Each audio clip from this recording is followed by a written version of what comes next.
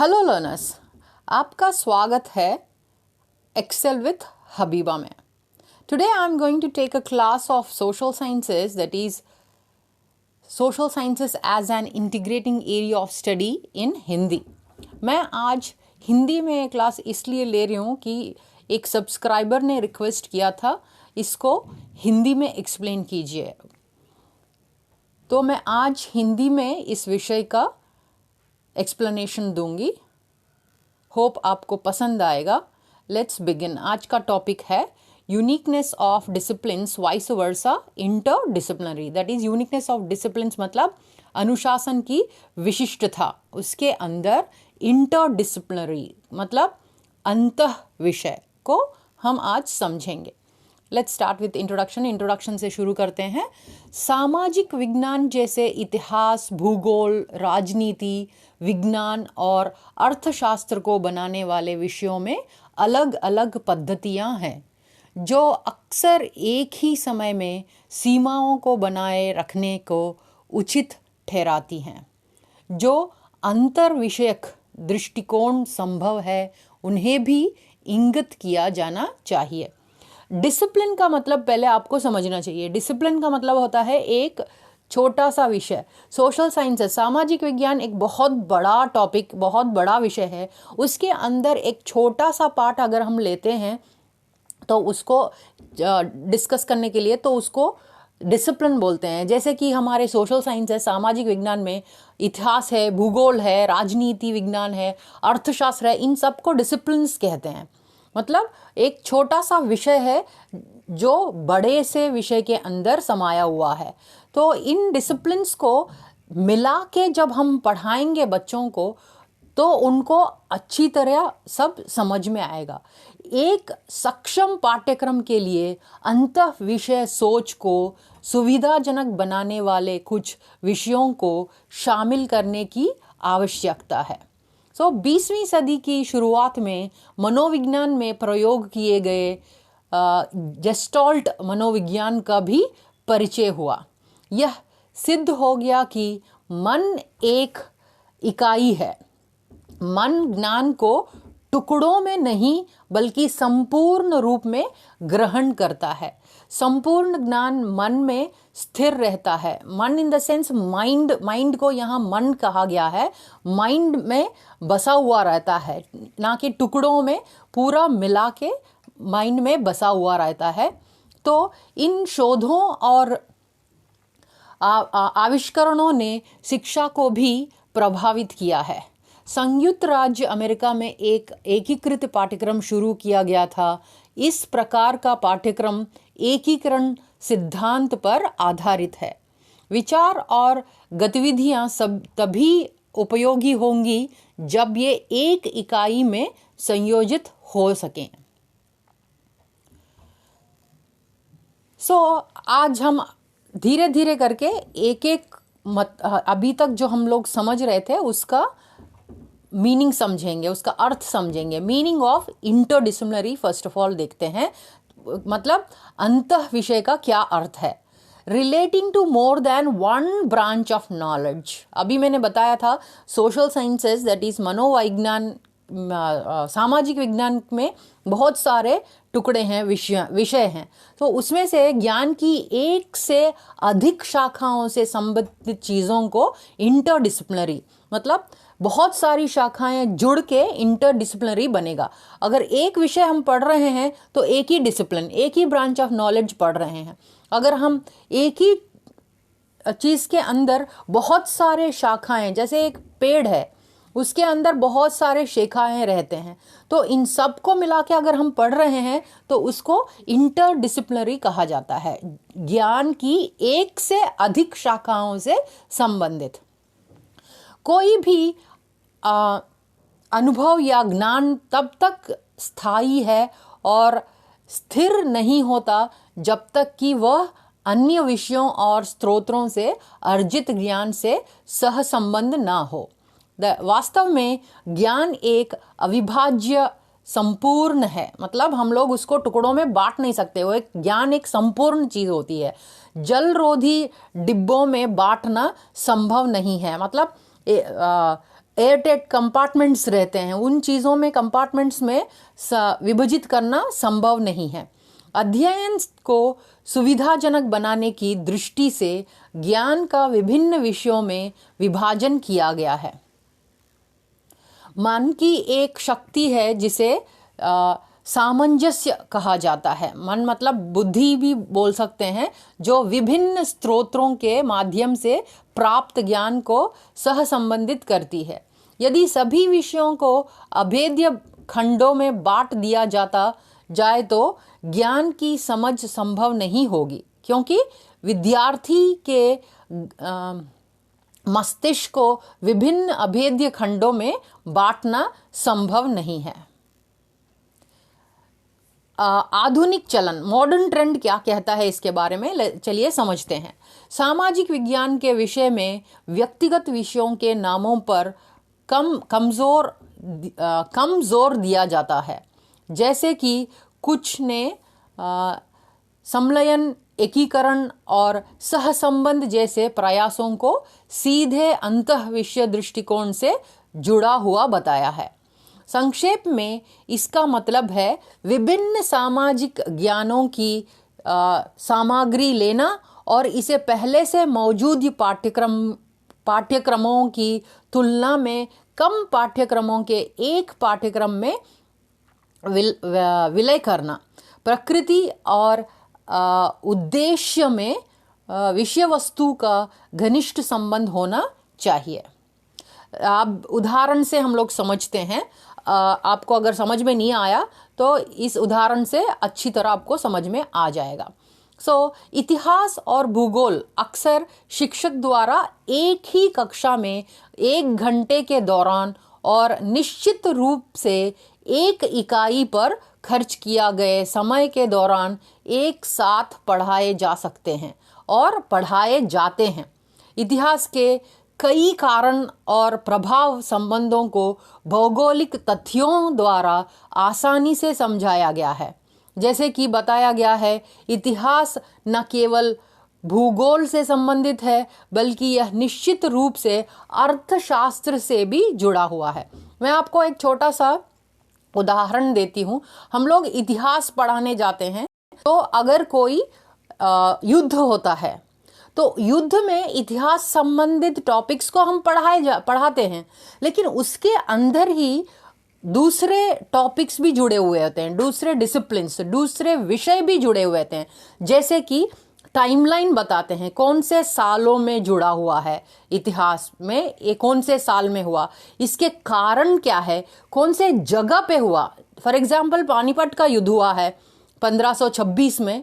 अगर वो 1526 में उसके कारण जानने के साथ साथ वो कहाँ हुआ है, पानीपत में हुआ है, और उसमें कितना सारा खर्च हुआ है, मतलब हम लोग अर्थशास्त्र भी से भी जुड़ जा रहे हैं। इसका मतलब एक ही टॉपिक या एक ही विषय में हम लोग बहुत सारे ब्रांचेस मतलब शाखाओं को जोड़ रहे हैं, जैसे कि इतिहास, भूगोल और अर्थशास्त्र। सब 3 चीज़ों को मिलाकर हम पढ़ा रहे हैं एक ही घंटे में, एक ही क्लास में। इसका मतलब हम अंतः विषय एकीकरण कर रहे हैं। इंटरडिसिप्लिनरी अप्रोच अपना रहे हैं। होप आपको समझ में आया होगा ये उदाहरण से। हमारे देश का इतिहास हमेशा उत्पादन, उपभोग, वितरण, विनिमय और कराधान की समस्याओं से निकटता से जुड़ा रहा है। यह देखना विषय रूप से कठिन नहीं है कि एक साधन संपन्न शिक्षक अलग अलग मात्राओं में अर्थशास्त्र को इतिहास और भूगोल के साथ जोड़ सकता है। हालांकि वर्षों में पारंपरिक तरीके से विषयों की पढ़ाई पर तीखा हमला हुआ है, इसलिए शिक्षण और सीखने की गतिविधियों में अंतः विषय दृष्टिकोण प्रस्तुत करना आवश्यक लगता है। इस दृष्टिकोण से बच्चे विभिन्न विषयों के संबंध में ज्ञान और कौशल प्राप्त कर सकते हैं, नॉलेज एंड स्किल्स को प्राप्त कर सकते हैं। अभी हम लोग स्कोप ऑफ इंटरडिसिप्लिनरी अप्रोच देखते हैं, मतलब अंतर विषय दृष्टिकोण का दायरा कहाँ है, सीमा कहाँ है, हम देखते हैं। अभी मानवीय गतिविधियां सहसंबंधित हैं। कोई भी गतिविधि अपने आप में पूर्ण नहीं है। सो इंजीनियर और कंपास से उत्पादक में सहसंबंध होता है, क्योंकि दोनों के संयुक्त प्रयासों से ही कपड़ा बनता है। सो हम लोग दो विषयों को जोड़ रहे हैं। इसी तरह शिक्षण सीखने की प्रक्रिया में अंतःविषय दृष्टिकोण आवश्यक और अपरिहार्य है। अब इसका यूटिलिटी मतलब अतीत और वर्तमान घटना की व्याख्या में अंतःविषय दृष्टिकोण की उपयोगिता देखते हैं हम लोग। यह अनुभव का तथ्य है कि एक बार विभिन्न विषयों की ज्ञान में अंतर संबंध या सहसंबंध स्थापित हो जाने पर विद्यार्थियों का ज्ञान स्थिर एवं स्थायी हो जाता है। समस्या राज्य, राष्ट्रीय और विषय मामले में विद्यार्थियों की रुचि पैदा करना और बढ़ावा देना, यही है इसका उपयोगिता। भविष्य के रुझानों और लोकतंत्र की संभावनाओं के बारे में जागरूकता की बौद्धिक आदत को प्रोत्साहित करना है, बच्चों के अंदर उत्साह पैदा करना है। इन चीज़ों को सबको मिला के पढ़ाने से विद्यार्थियों में जिज्ञासा उत्पन्न होगी। विद्यार्थियों को वर्तमान सामग्री को समझदारी से पढ़ना और आगे के ज्ञान की खोज करना सिखाना है। इंटरडिसिप्लिनरी अप्रोच के द्वारा ये संभव है। वर्तमान सामाजिक, आर्थिक और राजनीतिक समस्याओं की व्याख्या के लिए पूछताछ करना मतलब यूटिलिटी, यूजेस में आता है। ये नेतृत्व गुणों और जिम्मेदारी संभालने की इच्छा का विकास करना, लोकतंत्र में नागरिकता के लिए उचित दृष्टिकोण और कार्य की आदतें विकसित करना, जीवन की बेहतर चीज़ों के प्रति सराहना पैदा करने के लिए खाली समय के उचित उपयोग पर जोर देना, ये सारे उपयोगिताएं हैं इंटरडिसिप्लिनरी अप्रोच मतलब अंतः दृष्टिकोण के। तथ्यों को सटीकता से एकत्र करने और उनसे निष्कर्ष निकालने की क्षमता के माध्यम से बौद्धिक तर्क और अनुसंधान को प्रोत्साहित करना, छात्रों को समूह के साथ मतलब ग्रुप्स में समूह के साथ अपनी स्थानीय समस्या पर चर्चा करने का मौका देना। इंटरडिसिप्लिनरी अप्रोच के अंदर अंतः विषय के अंदर ये आएगा। अगर छात्र ग्रुप डिस्कशन कर रहे हैं तो बहुत सारे विषयों को एक साथ वो लोग चर्चा करके उस समस्या का समाधान तक भी पहुंच सकते हैं। सहकारी भावना को बढ़ावा देना, कोऑपरेशन, अच्छे निर्णय और कुशल कौशल को बढ़ावा देना, डिसीजन मेकिंग आना चाहिए उन लोग को, अच्छे निर्णय लेना आना चाहिए कोई भी चीज़ के बारे में। फॉर एग्जांपल ग्रुप डिस्कशन ले रहे हैं अगर बच्चे, तो उसके अंदर हम एनवायरनमेंट, वातावरण के बारे में अगर उन लोग को चर्चा करने दिया जाए तो उनके कई कारण और उनको कैसे उसको निपटना है, उन कारणों के बाद उनको उन समस्याओं से कैसे निपटना है, हल कैसे निकालना है, सारे बच्चे मिलके चर्चा करके उसका समाधान कर सकते हैं। चर्चा के माध्यम से विचारों के आदान प्रदान की अवसर प्रदान करना ही इस इंटरडिसिप्लिनरी अप्रोच मतलब अंतः विषय का बेनिफिट है। अभी और बेनिफिट्स ऑफ इंटरडिसिप्लिनरी लर्निंग का देखते हैं हम लोग। इंक्रीज्ड कॉग्निटिव गेन्स, उसका मतलब क्या आता है? कॉग्निटिव मतलब जो दिमाग के अंदर थॉट्स भरे होते हैं, विचार भरे हुए होते हैं, तो इस अप्रोच के द्वारा, अंतः विषय के द्वारा उनको और भी अधिक मात्रा में बाहर निकाल सकते हैं।